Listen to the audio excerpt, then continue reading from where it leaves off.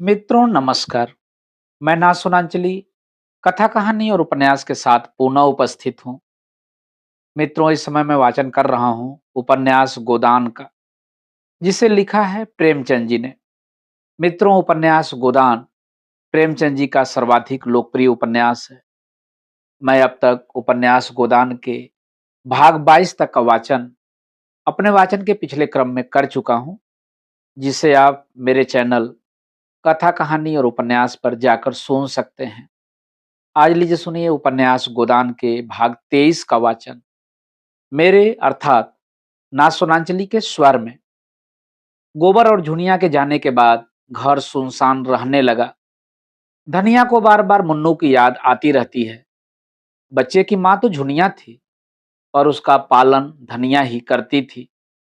वहीं उसे उपटन मलती, काजल लगाती, सुलाती और जब काम काज से अवकाश मिलता उसे प्यार करती। वात्सल का यह नशा ही उसकी विपत्ति को भुलाता रहता था। उसका भोला भाला मक्खन सा मुंह देखकर वह अपनी सारी चिंता भूल जाती और स्नेहमय गर्व से उसका हृदय फूल उठता। वह जीवन का आधार अब न था। उसका सोना खटोला देखकर वह रो उठती।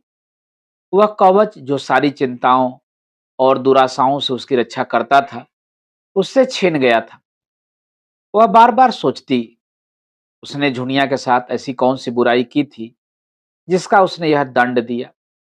डाइन ने आकर उसका सोना सा घर मिट्टी में मिला दिया। गोबर ने तो कभी उसकी बात का जवाब भी न दिया था। इसी राण ने उसे फोड़ा और वहां ले जाकर न जाने कौन कौन सा नाच नचाएगी। यहाँ ही वह बच्चे की कौन सी बहुत परवाह करती थी। उसे तो अपनी मिस्सी काजल मांग चोटी से छुट्टी नहीं मिलती थी। बच्चे की देखभाल क्या करेगी? बेचारा अकेला जमीन पर पड़ा रोता होगा। बेचारा एक दिन भी तो सुख से नहीं रहने पाता। कभी खांसी, कभी दस्त, कभी कुछ कभी कुछ। यह सोच सोचकर उसे झुनिया पर क्रोध आता। गोबर के लिए अब भी उसके मन में वही ममता थी। इसी चुड़ैल ने उसे कुछ खिला पिलाकर अपने बस में कर लिया। ऐसी मायावनी न होती तो यह टोना ही कैसे करती। कोई बात न पूछता था। भौजाइयों की लातें खाती थी। यह भुग्गा मिल गया तो आज रानी हो गई। होरी ने चिढ़कर कहा, जब देखो तब तू झुनिया को ही दोष देती है। यह नहीं समझती कि अपना सोना खोटा तो सोनार का क्या दोष। गोबर उसे न ले जाता तो क्या आपसे आप चली जाती? शहर का दाना पानी लगने से लौंडे की आंखें बदल गईं। ऐसा क्यों नहीं समझ लेती? धनिया गरज उठी। अच्छा चुप रहो। तुम्ही ने राण को मुड़ पर चढ़ा रखा था। नहीं तो मैंने पहले दिन झाड़ू मारकर निकाल दिया होता। खलिहान में डांठें जमा हो गई थी। होरी बैलों को आपस में जोड़कर अनाज मारने जा रहा था। पीछे मुंह फेर कर बोला, मान ले बहू ने गोबर को फोड़ ही लिया तो तू इतना कुड़ती क्यों है? जो सारा जमाना करता है वही गोबर ने भी किया। अब उसके बाल बच्चे हुए। मेरे बाल बच्चों के लिए क्यों अपनी सांसत कराए? क्यों हमारे सिर का बोझ अपने सिर पर रखे? तुम ही उपद्रव की जड़ हो तो मुझे भी निकाल दे। ले जा बैलों को अनाज मार। मैं हुक्का पीता हूं। तुम चलकर चक्की पीसो, मैं अनाज मारूंगी। विनोद में दुख उड़ गया। वही उसकी दवा है। धनिया प्रसन्न होकर रूपा के बाल गुथने बैठ गई, जो बिल्कुल उलझकर रह गए थे। और होरी खलिहान चला गया। रसिक बसंत सुगंध और प्रमोद और जीवन की विभूति लुटा रहा था, दोनों हाथों से दिल खोलकर। कोयल आम की डालियों में छिपी अपनी रसीली मधुर आत्मस्पर्शी कूक से आशाओं को जगाती फिरती थी। महुए की डालियों पर मैनों की बारासी लगी बैठी थी। नीम और सीरस और करौदे अपनी महक में नशा सा घोल देते थे। होरी आमों के बाग में पहुंचा तो वृक्षों के नीचे तारे से खिले थे। उसका व्यथित निराश मन भी इस व्यापक शोभा और स्फूर्ति में आकर गाने लगा। हिया जरत रहत दिन रैन, आम की डरिया कोयल बोले तनिक न आवत चैन। हिया जरत रहत दिन रैन। सामने से दुलारी सहुआइन गुलाबी साड़ी पहने चली आ रही थी। पाँव में मोटे चांदी के कड़े थे, गले में मोटी सोने की हंसुली। चेहरा सूखा हुआ पर दिल हरा। एक समय था जब होरी खेत खलिहान में उसे छेड़ा करता था।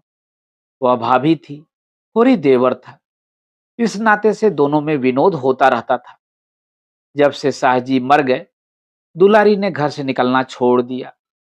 सारे दिन दुकान पर बैठी रहती थी और वहीं से सारे गांव की खबर लगाती रहती थी। कहीं आपस में झगड़ा हो जाए, सहुआइन वहां बीच बचाव करने के लिए अवश्य पहुंचेंगी। आने रुपए सूद से कम पर उधार न देती थी, और यद्यपि सूद के लोभ में मूल भी हाथ न आता था। जो रुपए लेता खाकर बैठ रहता, मगर उसके ब्याज का दर ज्यों का त्यों बना रहता। बेचारी कैसे वसूल करे। नालिश फरियाद करने से रही, थाना पुलिस करने से रही। केवल जीभ का बल था, पर ज्यों ज्यों उम्र के साथ जीभ की तेजी बदलती जाती थी, उसकी काट घटती जाती थी। अब उसकी गालियों पर लोग हंस देते थे और मजाक में कहते, क्या करेगी रुपए लेकर काकी, साथ तो एक कौड़ी भी न ले जा सकेगी। गरीब को खिला पिला कर जितनी आशीष मिल सके ले लो, यही परलोक में काम आएगा। और दुलारी परलोक के नाम से जलती थी। होरी ने छेड़ा, आज तो भाभी तुम सचमुच जवान लगती हो। सहुआइन मगन होकर बोली, आज मंगल का दिन है, नजर न लगा देना। इसी मारे मैं कुछ पहनती ओढ़ती नहीं। घर से निकली तो सभी घूरने लगते हैं, जैसे कभी कोई मेहरिया देखी न हो। पटेश्वरी लाला की पुरानी बान अभी तक न छूटी। होरी ठिठक गया। बड़ा मनोरंजक प्रसंग छिड़ गया था। बैल आगे निकल गए। वह तो आजकल बड़े भगत हो गए हैं, देखती नहीं हो। हर पूर्णमासी को सत्यनारायण की कथा सुनते हैं और दोनों जून मंदिर में दर्शन करने जाते हैं। ऐसे लंपट जितने होते हैं, सभी बूढ़े होकर भगत बन जाते हैं। कुकर्म का प्रायश्चित तो करना ही पड़ता है। पूछो, मैं अब बुढ़िया हुई, मुझसे क्या हंसी। तुम अभी बुढ़िया कैसे हो गई भाभी? मुझे तो अब भी तुम जवान लगती हो। अच्छा चुप ही रहना, नहीं 150 गाली दूंगी। लड़का परदेश कमाने लगा। एक दिन न्योता भी न खिलाया। सेठ मित में भी भाभी बताने को तैयार। उससे कसम ले लो भाभी, जो मैंने उसकी कमाई का एक पैसा भी छुआ हो। न जाने क्या लाया, क्या खर्च किया, कहाँ खर्च किया, मुझे कुछ भी पता नहीं। बस एक जोड़ी धोती और एक पगड़ी मेरे हाथ लगी। अच्छा कमाने तो लगा, आज नहीं कल घर संभालेगा ही। भगवान उसे सुखी रखे। हमारे रुपए भी थोड़ा थोड़ा देते चलो, सूद ही तो बढ़ रहा है। तुम्हारी एक एक पाई दूंगा भाभी, हाथ में पैसे आने दो। और खा ही जाएंगे तो कोई बाहर के तो है नहीं, हैं तो तुम्हारे ही। सहुआइन ऐसी विनोद भरी चापलूसियों से निरस्त हो जाती थी। मुस्कुराती हुई अपनी राह चली।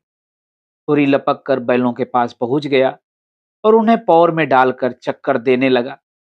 सारे गांव का यही एक खलिहान था। कहीं मड़ाई हो रही थी, कोई अनाज ओसा रहा था, कोई गल्ला तौल रहा था।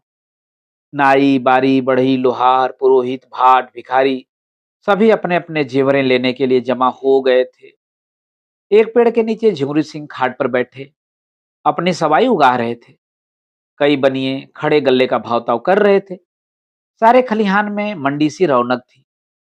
एक खटकिन बेर और मकोई बेच रही थी, और एक खांचे वाला तेल के सेव और जलेबियां लिए फिर रहा था। पंडित दाता दिन भी होरी से अनाज बंटवाने के लिए आ पहुंचे थे और झिंगरू सिंह के साथ खाट पर बैठे थे। दाता दिन ने सुरती मलते हुए कहा, कुछ सुना? सरकार भी महाजनों से कह रही है कि सूद का दर घटा दो, नहीं डिग्री न मिलेगी। झिंगरू तमाकू फाक कर बोले, पंडित मैं तो एक बात जानता हूं, तुम्हें गरज पड़ेगी तो 100 बार हमसे रुपए उधार लेने आओगे, और हम जो ब्याज चाहेंगे लेंगे। सरकार अगर असामियों को रुपए उधार देने का कोई बंदोबस्त न करेगी तो हमें इस कानून से कुछ न होगा। हम दर कम लिखाएंगे, लेकिन 100 में 25 रुपए ही काट लेंगे। इसमें सरकार क्या कर सकती है? यह तो ठीक है, लेकिन सरकार भी इन बातों को खूब समझती है। इसकी भी कोई रोक निकालेगी, देख लेना। इसकी कोई रोक हो ही नहीं सकती। अच्छा, अगर वह शर्त कर दे, जब तक स्टाम्प पर गांव के मुखिया या कारिंदा के दस्तखत न होंगे वह पक्का न होगा, तब क्या करोगे? आसामी को 100 बार गरज होगी, मुखिया को हाथ पांव जोड़ के लाएगा, और दस्तखत कराएगा। हम तो एक चौथाई काट ही लेंगे, और जो फंस जाओ, जाली हिसाब लिखा और गए 14 साल को। झिंगुर सिंह जोर से हंसा। तुम क्या कहते हो पंडित?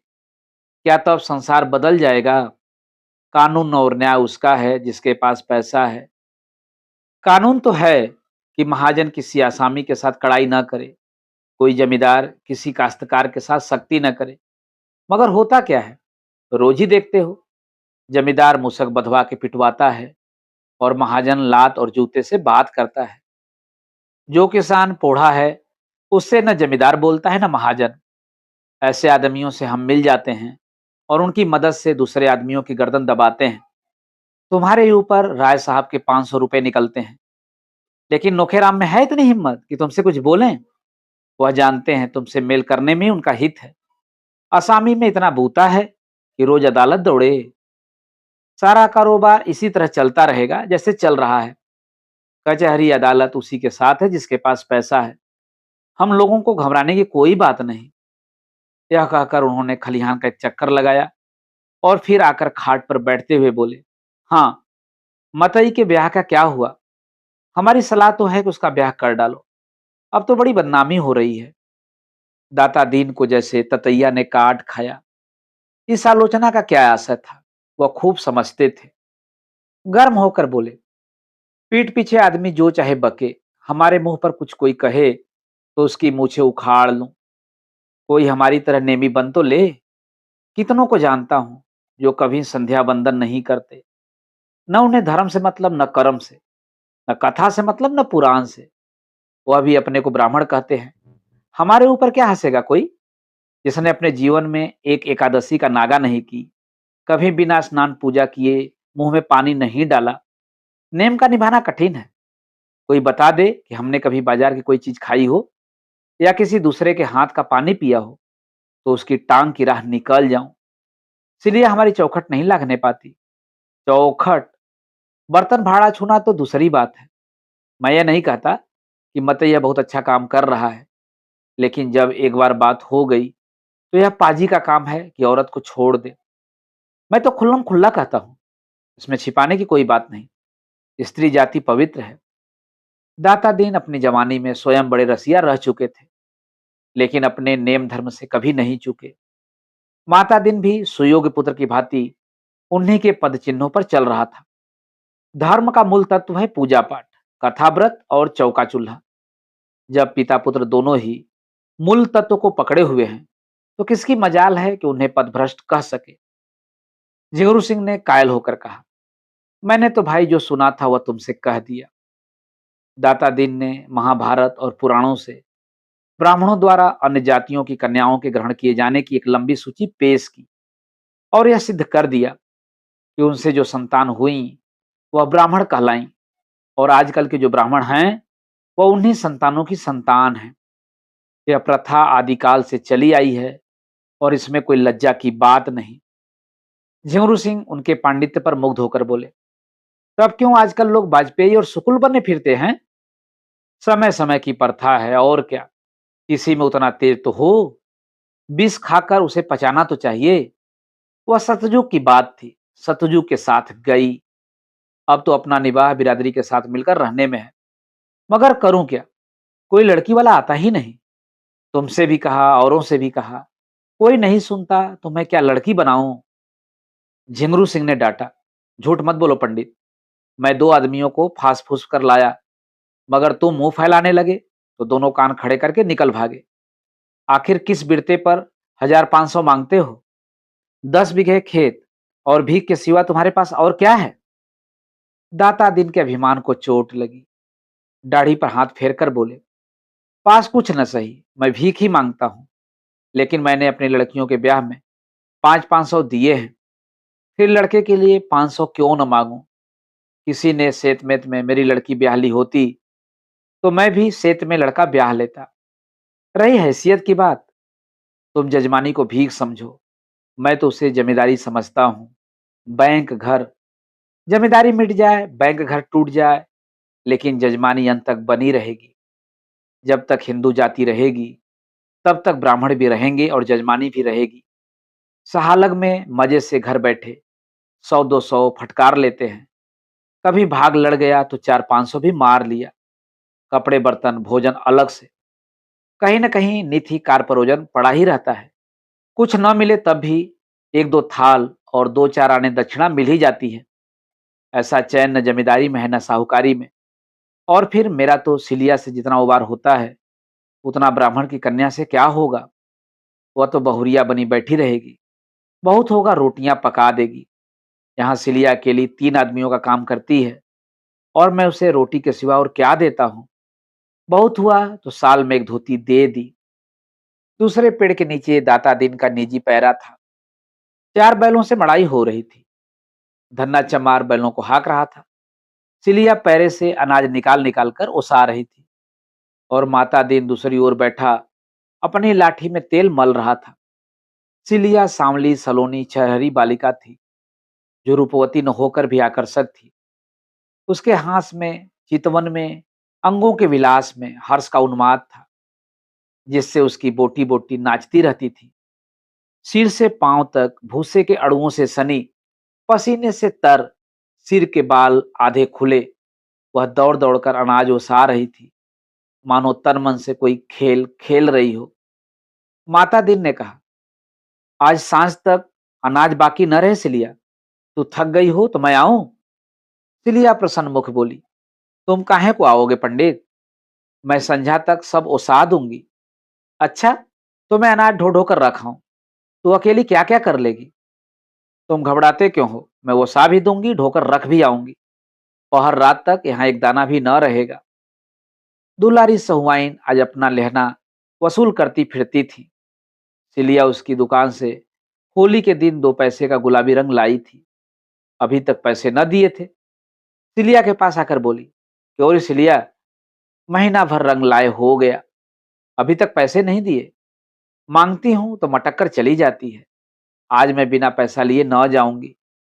माता दिन चुपके से सरक गया था। सिलिया का तन और मन दोनों लेकर भी बदले में कुछ न देना चाहता था। सिलिया अब उसकी निगाह में केवल काम करने की मशीन थी और कुछ नहीं। उसकी ममता को वह बड़े कौशल से नचाता रहता था। सिलिया ने आंख उठाकर देखा तो माता दिन वहां न था। बोली, चिल्लाओ मत सहुआइन, यह ले लो, 2 की जगह 4 पैसे का अनाज। अब क्या जान लोगी, मैं मरी थोड़ी ही जाती हूँ। उसने अंदाज से कोई सिर भर अनाज ढेर में से निकालकर सहुआइन के फैले हुए आंचल में डाल दिया। उसी वक्त माता दीन पेड़ की आड़ से झल्लाया हुआ निकला और सहुआइन का आंचल पकड़कर बोला, अनाज सीधे से रख दो सहुआइन, लूट नहीं है।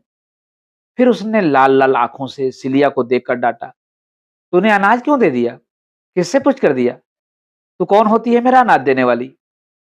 सहुआइन ने अनाज ढेर में डाल दिया और सिलिया हक्का बक्का होकर माता दिन का मुंह देखने लगी। ऐसा जान पड़ा, जिस डाल पर वह निश्चिंत बैठी हुई थी, वह टूट गई और अब वह निराधार नीचे गिरी जा रही है।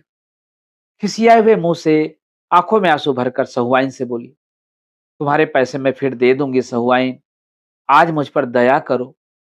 सहुआइन ने उसे दयाद्र नेत्रों से देखा और माता दिन को धिक्कार भरी आंखों से देखती हुई चली गई।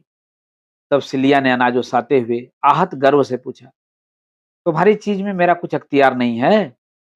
माता दीन आंखें निकाल कर बोला, नहीं, तुझे कोई अख्तियार नहीं है।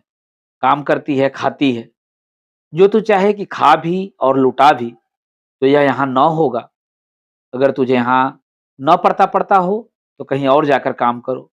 मजदूरों की कमी नहीं है, सेत में नहीं लेते, खाना कपड़ा देते हैं।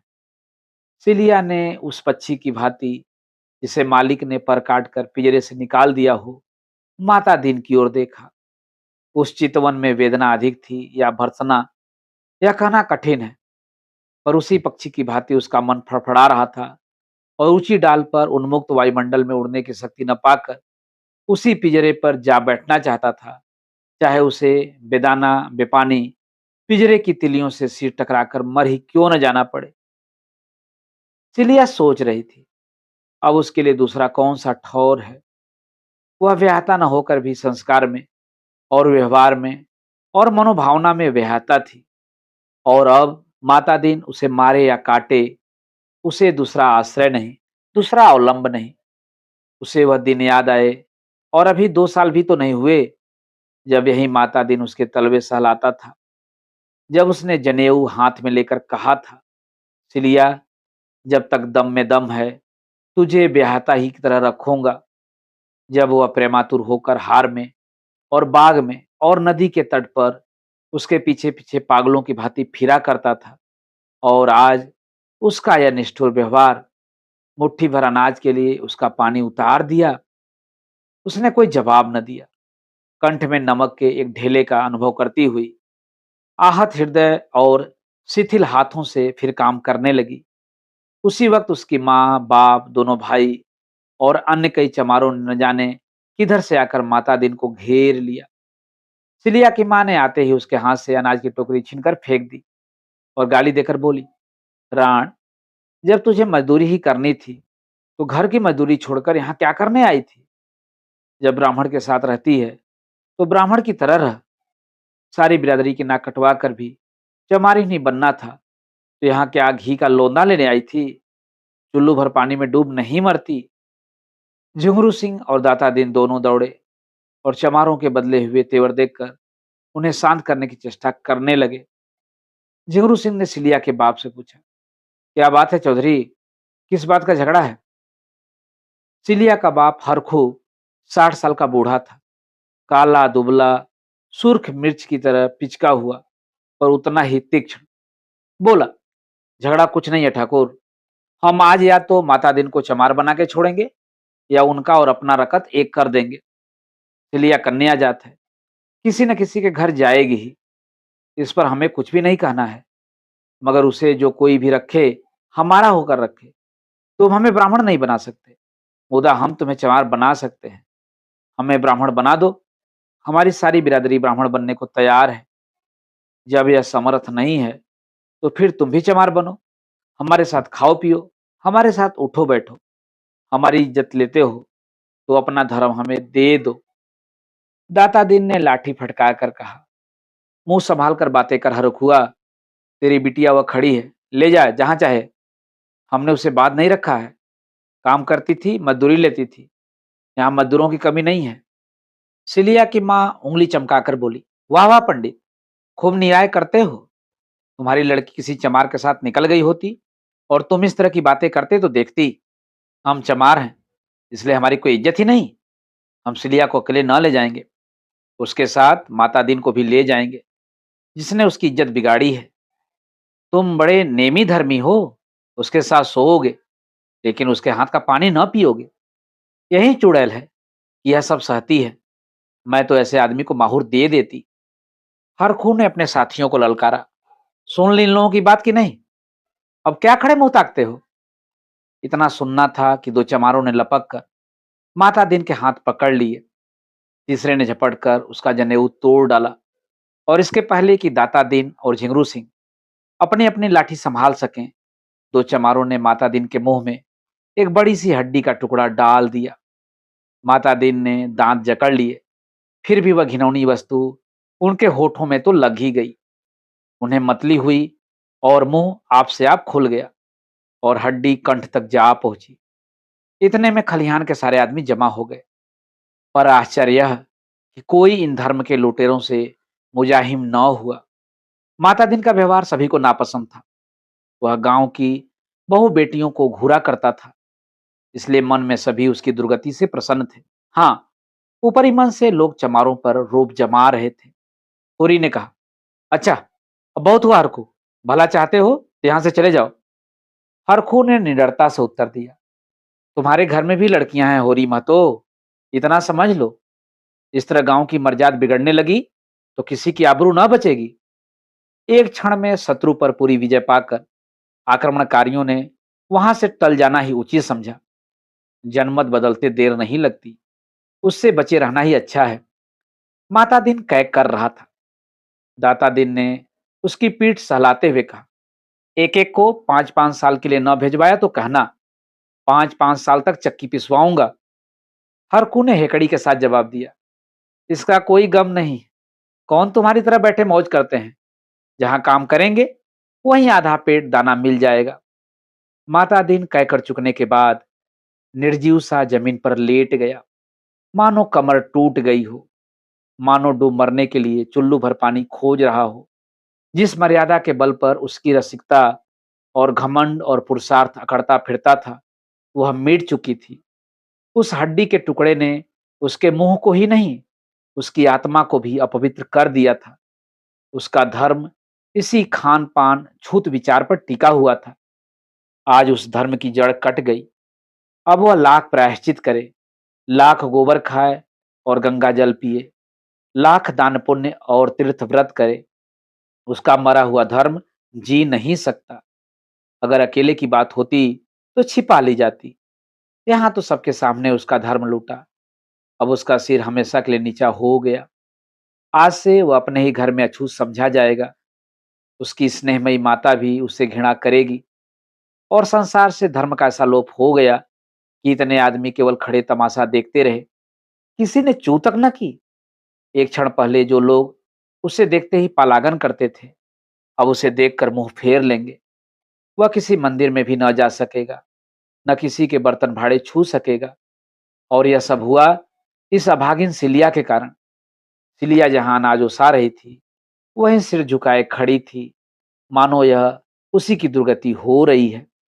सहसा उसकी माँ ने आकर डांटा, खड़ी ताकती क्या है, चल सीधे घर, नहीं बोटी बोटी काट डालूंगी। बाप दादा का नाम तो खूब उजागर कर चुकी, अब क्या करने पर लगी है। सिलिया मूर्तिवत खड़ी रही। माता पिता और भाइयों पर उसे क्रोध आ रहा था। यह लोग क्यों उसके बीच में बोलते हैं, वह जैसे चाहती है रहती है, दूसरों से क्या मतलब।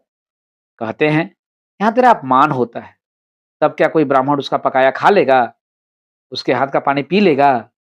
अभी जरा देर पहले उसका मन दाता दिन के निष्ठुर व्यवहार से खिन्न हो रहा था, और अपने घर वालों और बिरादरी के इस अत्याचार ने उस विराग को प्रचंड अनुराग का रूप दे दिया।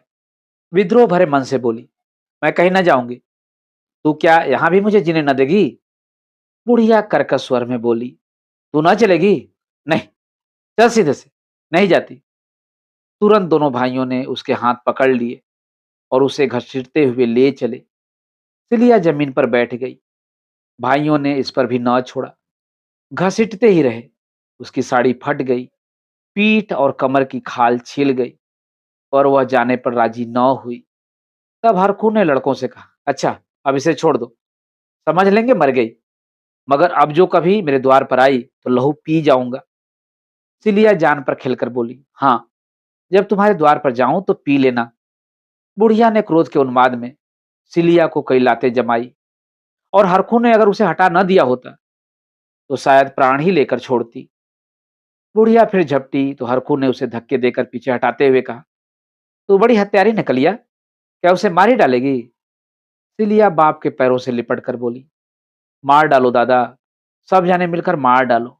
हाय अम्मा, तुम इतनी निर्दयी हो, इसीलिए दूध पिलाकर पाला था, सौर में ही क्यों न मार डाला, क्यों न गला घोट दिया। हाय, मेरे पीछे पंडित को भी तुमने भ्रष्ट कर दिया। उसका धर्म लेकर तुम्हें क्या मिला। अब तो वह मुझे भी न पूछेगा, लेकिन पूछे न पूछे रहूंगी तो उसी के साथ। वह चाहे मुझे भूखा रखे, चाहे मार डाले, और उसका साथ न छोड़ूंगी। उनकी सासत करा के छोड़ दूं, मर जाऊंगी पर हरजाई न बनूंगी। एक बार जिसकी बाह पकड़ ली उसी की रहूंगी। कलिया ने ओठ चबाकर कहा, जाने दो राण को, समझती है वह इसका निबाह करेगा, मगर आज ही मारकर भगा न दे तो मुंह न दिखाऊं।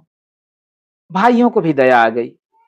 सिलिया को वही छोड़कर सब के सब चले गए। तब वह धीरे से उठकर लंगड़ाती कराहती खलिहान में आकर बैठ गई और आंचल में मुंह ढाप कर रोने लगी।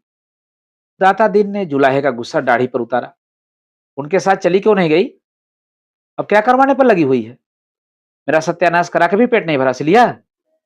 सिलिया ने आंसू भरी आंखें ऊपर उठाई, उनमें तेज की झलक थी। उनके साथ क्यों जाऊं, जिसने बाह पकड़ी है उसके साथ रहूंगी। पंडित जी ने धमकी दी, मेरे घर में पांव रखा तो लातों से बात करूंगा। सिलिया ने भी उदंडता से कहा, मुझे जहां वह रखेंगे वहीं रहूंगी, पेड़ तले रखें चाहे महल में रखें। माता दिन संज्ञा हिंसा बैठा था। दोपहर होने को आ रहा था। धूप पत्तियों से छन छन कर उसके चेहरे पर पड़ रही थी। माथे से पसीना टपक रहा था। पर वह मौन निस्पंद बैठा हुआ था। सहसा जैसे उसने होश में आकर कहा, मेरे लिए अब क्या कहते हो दादा? दाता दिन ने उसके सिर पर हाथ रखकर ढांढस देते हुए कहा, तुम्हारे लिए भी मैं क्या कहूं बेटा, चलकर नहाओ खाओ, फिर पंडितों की जैसी व्यवस्था होगी वैसा किया जाएगा। हाँ, एक बात है, सिलिया को त्यागना होगा। माता दिन ने सिलिया की ओर रक्त भरे नेत्रों से देखकर कहा, मैं अब उसका कभी मुंह न देखूंगा, लेकिन पराचित हो जाने पर फिर तो कोई दोष न रहेगा। पराश्चित हो जाने पर कोई दोष पाप नहीं रहता। तो आज ही पंडितों के पास जाओ। आज ही जाऊंगा बेटा, लेकिन पंडित लोग कहें कि इसका पराश्चित नहीं हो सकता, तब उनकी जैसी इच्छा। तो तुम मुझे घर से निकाल दोगे? दाता दिन ने पुत्र स्नेह से विवल होकर कहा, ऐसा कहीं हो सकता है बेटा? धन जाए, धर्म जाए, लोक मर्यादा जाए, पर तुम्हें नहीं छोड़ सकता। माता दिन ने लकड़ी उठाई और बाप के पीछे पीछे घर चला। सिलिया भी उठी और लंगड़ाती हुई उसके पीछे हो ली। माता दिन ने पीछे फिरकर निर्मम स्वर में कहा, मेरे साथ बता, मेरा तुझसे कोई वास्ता नहीं। इतनी सासत करवा के भी तेरा पेट नहीं भरता? सिलिया ने धृष्टता के साथ उसका हाथ पकड़कर कहा, वास्ता कैसे नहीं है? इसी गांव में तुमसे धनी, तुमसे सुंदर, तुमसे इज्जतदार लोग हैं, मैं उनका हाथ क्यों नहीं पकड़ती? तुम्हारी यह दुर्दशा ही आज क्यों हुई? जो रस्सी तुम्हारे गले में पड़ गई है, उसे तुम लाख चाहो नहीं छोड़ सकते। और न मैं तुम्हें छोड़कर कहीं जाऊंगी। मजूरी करूंगी, भीख मांगूंगी, लेकिन तुम्हें न छोड़ूंगी। यह कहते हुए उसने माता दिन का हाथ छोड़ दिया और फिर खलिहान में जाकर अनाज ओसाने लगी। होरी अभी तक वहां अनाज माड़ रहा था। धनिया उसे भोजन करने के लिए बुलाने आई थी। होरी ने बैलों को पेड़ से बाहर निकालकर एक पेड़ में बांध दिया और सिलिया से बोला, तू भी जा खा पिया सिलिया, धनिया यहाँ बैठी है। तेरी पीठ पर की साड़ी तो लहू से रंग गई है रे, कहीं घाव पक न जा। तेरे घर वाले बड़े निर्दयी हैं। सिलिया ने उसकी ओर करुण नेत्रों से देखा। यहाँ निर्दयी कौन नहीं है दादा? मैंने तो किसी को दयावान नहीं पाया। क्या कहा पंडित ने? कहते हैं मेरा तुमसे कोई वास्ता नहीं। अच्छा, ऐसा कहते हैं? समझते होंगे इस तरह अपने मुंह की लाली रख लेंगे, लेकिन जिस बात को दुनिया जानती है उसे कैसे छिपा लेंगे? मेरी रोटियां भारी हैं, न दें। मेरे लिए क्या, मजूरी अब भी करती हूं, तब भी करूंगी। सोने को हाथ भर जगह तुम्ही से मांगूंगी, तो तुम क्या न दोगे? धनिया दयाद्र होकर बोली, जगह की कौन कमी है बेटी, तू चल मेरे घर रह। होरी ने कातर स्वर में कहा, बुलाती तो है, लेकिन पंडित को जानती नहीं। धनिया ने निर्भीक स्वर में कहा, बिगड़ेंगे तो एक रोटी बेसी खा लेंगे, और क्या करेंगे? कोई उनकी दबैल हूं? उसकी इज्जत ली, बिरादरी से निकलवाया, अब कहते हैं मेरा तुझसे कोई वास्ता नहीं। आदमी है कि कसाई? या उसी नियत का आज फल मिला है? पहले नहीं सोच लिया था, तब तो बिहार करते रहे, अब कहते हैं मुझसे कौन वास्ता? होरी के विचार में धनिया गलती कर रही थी। सिलिया के घर वालों ने माता दिन को कितना बेधर्म कर दिया, या कोई अच्छा काम नहीं किया। सिलिया को चाहे मारकर ले जाते, चाहे दुलार कर ले जाते, वह उनकी लड़की है। माता दिन को क्यों बेधर्म किया? धनिया ने फटकार बताई, अच्छा रहने दो, बड़े न्यायी बनते हो। मर्द मर्द सब एक होते हैं। इसको माता दिन ने बेधर्म किया, तब तो किसी को बुरा न लगा। अब जो माता दिन बेधर्म हो गए तो क्यों बुरा लगता है? क्या सिलिया का धर्म धर्म नहीं है? रखी तो चमारिन, उस पर नेकी धर्मी बनते हैं। बड़ा अच्छा किया हरकू चौधरी ने, ऐसे गुंडों की यही सजा है। तू चल सिलिया मेरे घर। न जाने कैसे बेदर्द माँ बाप हैं कि बेचारी की सारी पीठ लहूलुहान कर दी। तुम जाके सोना को भेज दो, मैं इसे लेकर आती हूँ। होरी घर चला गया और सिलिया धनिया के पैरों पर गिरकर रोने लगी। दोस्तों, अभी आप सुन रहे थे उपन्यास गोदान के भाग 23 का वाचन मेरे अर्थात नासुरांचली के स्वर में। मित्रों, उपन्यास गोदान के आगे के भागों का वाचन आप मेरे वाचन के अगले क्रम में सुन सकते हैं। तो जुड़े रहिए कथा कहानी और उपन्यास के साथ। धन्यवाद। नमस्कार।